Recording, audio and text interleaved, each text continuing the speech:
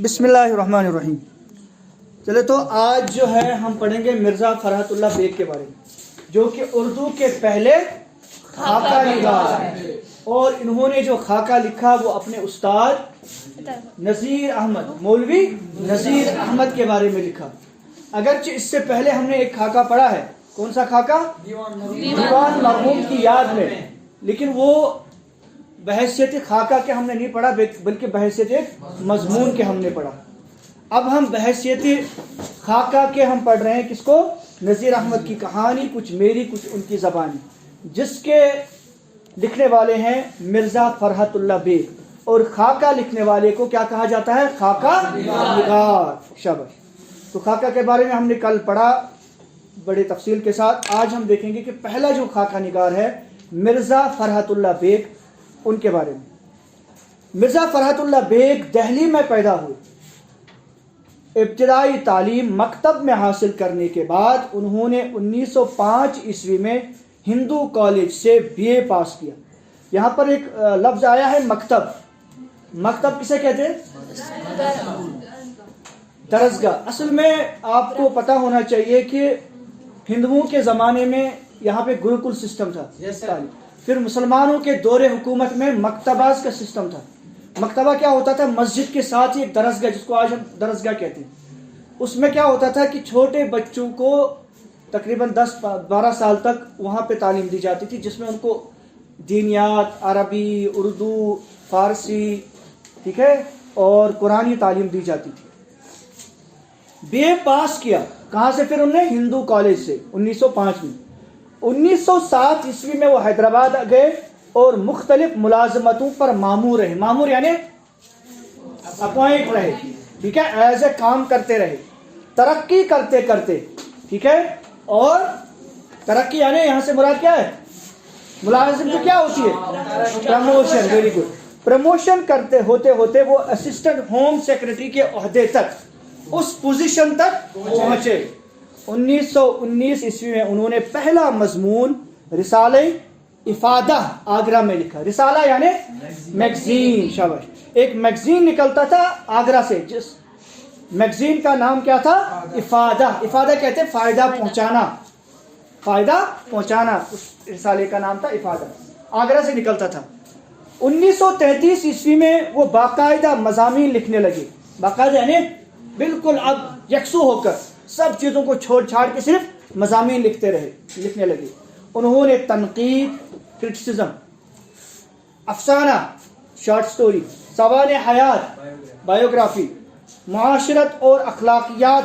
معاشرت یعنی society, social issues, اور اخلاقیات، مورل ویلیوز کے اوپر ہر طرح کے موضوع پر انہوں نے کچھ نہ کچھ لکھا، اور اچھا لکھا. لیکن ان کے مزاحیہ مضامین سب سے زیادہ کامیاب. لیکن ان کا جو ایک طرح سے مزاحیہ انداز میں، کامیڈین انداز میں انہوں نے جو مضامین لکھے ہیں وہ سب سے زیادہ پسند کیے گئے. یہی وجہ ہے کہ ان کا جو آپ ابھی یہ دیکھیں گے نا، یہ جو ہمارا ان کا خاکہ ہے، یہ بھی بالکل مزاحیہ انداز میں ہی انہوں نے لکھا ہے پورا. مرزا فرحت اللہ بیگ کے مضامین 7 جلدوں میں مضامین فرحت کے نام سے شائع ہو چکے ہیں. ان کے جتنے بھی مضامین چھپے ہیں رسالوں میں، اخبارات میں، میگزینز میں، ان کو بعد میں جمع کیا گیا، اور پھر وہ کس نام سے چھاپے گئے؟ مضامین فرحت، اس کا نام رکھا گیا اس کتاب کا. لیکن کتنے والیومز تھے؟ 7 جلد میں، یعنی 7 والیومز میں، 7 والیوم، 1 2 3 4 5 6 7 والیوم تھے، 7 حصے تھے اس کے، ٹھیک ہے. نظموں کا مجموعہ. ایسا نہیں کہ انہوں نے صرف نثر میں لکھا ہے، نظم میں بھی لکھا ہے، شاعری میں بھی لکھا ہے. تو ان کی نظموں کا ایک مجموعہ چھپا ہے، کلیکشن، مجموعہ کلیکشن. اس کا نام ہے میری شاعری. اس میں انہوں نے خود ہی چھاپا، اس کا نام رکھا ہے کیا؟ میری شاعری. اور پوری ایک کتاب ہے وہ کے نام سے چھپ چکا ہے. اس میں بھی مزاحیہ رنگ نما ہے. شاعری میں بھی ان کا جو ہوتا ہے نا، ہر کسی ادیب کا، ہر کسی رائٹر کا، ہر کسی لکھنے والے کا اپنا ایک انداز ہوتا ہے، کچھ نہ کچھ کی خصوصیت ہوتی ہے. تو اس کی خصوصیت کیا تھی؟ مزاحیہ انداز. کیا تھا؟ مزاحیہ. جیسے سر سید احمد خان کا کیا ہے؟ علمی انداز. کیا ہے؟ فکری انداز. وہ ہر کسی میں سوچ پیدا کرتے ہیں, فکر دیتے ہیں. بہرحال اس میں بھی مزاحیہ رنگ نمایاں, یعنی مزاحیہ زیادہ اس میں پایا جاتا ہے, مزاحیہ کی چیزیں. ہنسنے اور ہنسانے کا کوئی اصول مقرر نہیں ہو سکتا. ہنسنا اور ہنسانا اس کا کوئی اصول, اس کا کوئی قانون ہے نہیں. آپ اس طرح سے ہنساؤ گے, آپ اس طرح سے ہنساؤ گے, نہیں.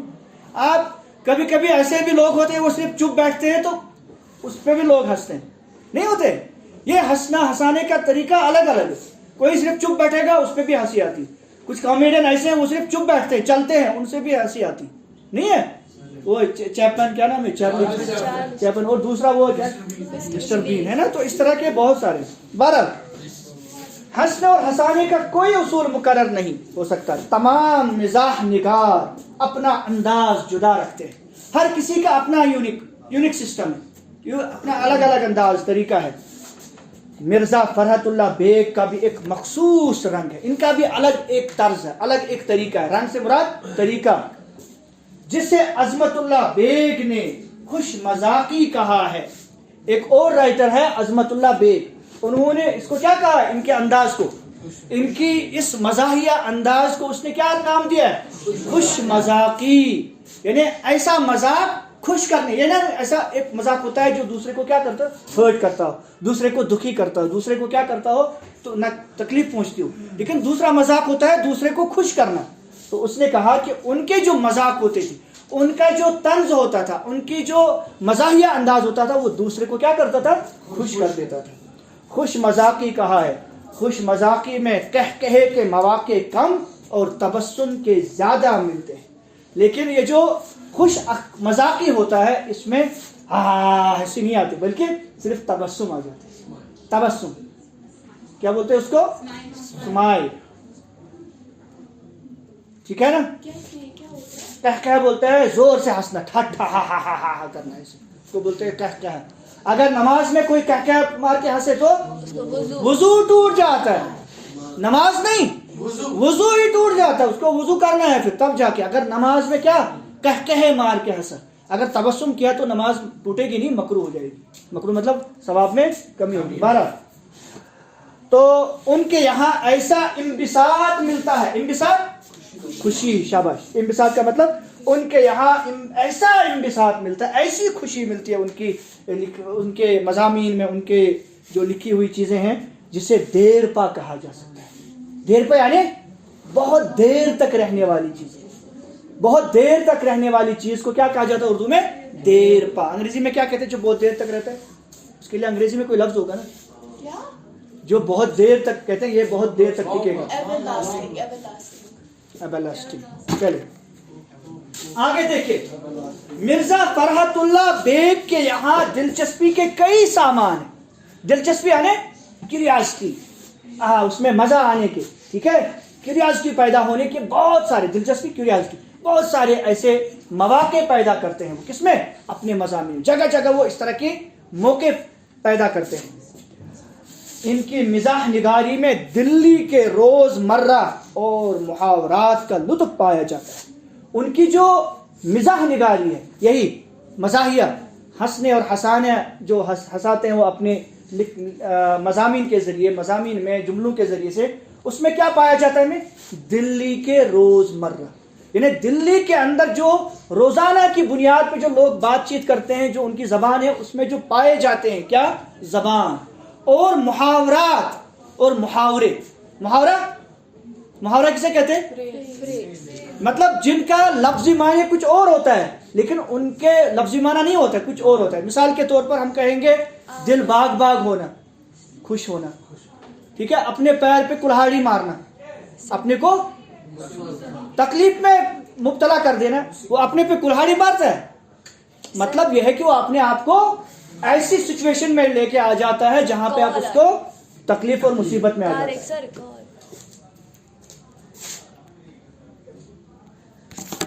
بہرحال آگے دیکھیے.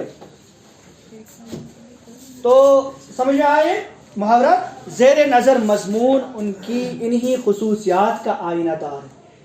یہ جو آنے والا مضمون یعنی آنے والا خاکہ ہے, اس میں یہی چیز آپ کو پتہ چلے گی. ہنسنا ہنسانا بہت آپ دیکھیں گے, ٹھیک ہے, بات بات پہ, جملے جملے پہ. اس کی مزید خوبی یہ ہے کہ اس سے ہمیں اردو کے ایک بہت بڑے ادیب اور 19ویں صدی کے ہندوستان کے ایک بہت بڑے شخص یعنی مولوی نذیر احمد کے بارے میں بہت سی باتیں معلوم ہوتی. اور ان کا یہ جو لکھا ہوا خاکہ ہے، اس سے نہ صرف یہ کہ حسن حسانی کی چیزیں ہمیں ملتی ہے، خوشی ملتی ہے اور ٹھیک ہے انبساط اور یہ ملتی ہے، بلکہ اس سے اس دور کے سب سے بڑے اردو کے ادیب کون؟ مولوی نذیر احمد. کون؟ مولوی نذیر احمد کے بارے میں ہمیں معلومات. کون؟ مولوی نذیر احمد. کون سے مولوی نذیر احمد؟ اردو کے پہلے ناول نگار، جنہوں نے پہلا ناول لکھا اردو کا. ڈپٹی نذیر احمد بھی کہتے ہیں. میرات العروس ان کی لکھی. شاباش. آگے دیکھیے، جو اور کسی طرح سے معلوم نہیں ہو سکتی، کیونکہ وہ باتیں جو انہوں نے اس خاکے میں بیان کی ہیں مولوی نذیر احمد کی، وہ باتیں شاید ہمیں کہیں اور سے پتہ نہ چلتی. جیسا کہ میں نے کل آپ سے کہا کہ خاکے میں کیا ہوتا ہے، خاکہ نگار ان کی ایسی چیزوں کو سامنے لاتا ہے جو لوگوں سے چھپی ہوئی ہوتی ہے. وہ ایسی ایسی چیزوں کو سامنے لاتا ہے، ایسی ان کی اہمیت، ان کی بڑی شخصیت کو سامنے، ان کے ایسے واقعات لاتا ہے زندگی سے. تو یہاں بھی ہمیں مولوی نذیر احمد کے بارے میں ایسے ہی واقعات سننے کو اور دیکھنے کو اور پڑھنے کو ملیں گے. ٹھیک ہے، یہ تو تھا مرزا فرحت اللہ